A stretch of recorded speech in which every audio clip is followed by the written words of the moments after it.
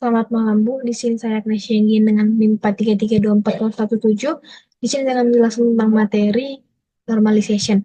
Nah, pertama saya akan menjelaskan tentang normalization. Normalization itu adalah merupakan suatu proses itu yang digunakan untuk menentukan pengelompokan atribut-atribut dalam sebuah relasi sehingga diperoleh relasi yang terstruktur dengan baik.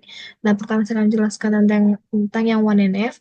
1NF itu adalah setiap perpotongan baris dan kolom dalam relasi dan itu hanya berisi satu nilai dan tidak ada atribut yang berisi elemen berulang ataupun kelompok elemen ataupun sering disebut repeating groups.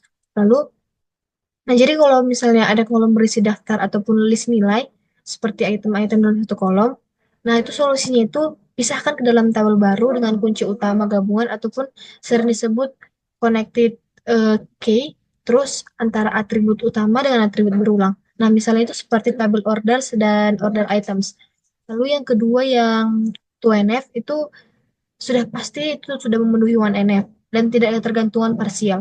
Nah, syaratnya itu tidak boleh ada partial dependensi pada kunci gabungan. Nah, partial dependensi ini ketika sebuah atribut hanya bergantung pada sebagian dari kunci gabungan.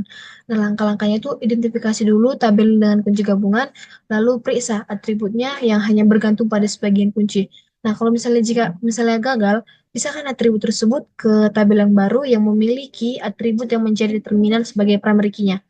Lalu yang ketiga, 3NF, itu syaratnya itu tidak boleh transitif dependensi, yaitu atribut non kunci bergantung pada atribut non kunci lainnya.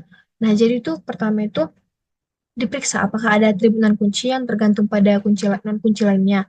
Misalnya order ID bergantung pada customer name, lalu bergantung pada customer address. Nah, jika misalnya ada gagal, buat tabel baru untuk atribut yang menyebabkan ketergantungan transitif.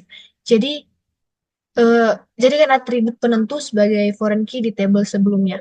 Jadi 3NF itu sudah pasti memenuhi 2NF dan tidak ketergantungan pada transitif. Sekian Bu penjelasan saya mengenai materi normalization. Saya ucapkan terima kasih.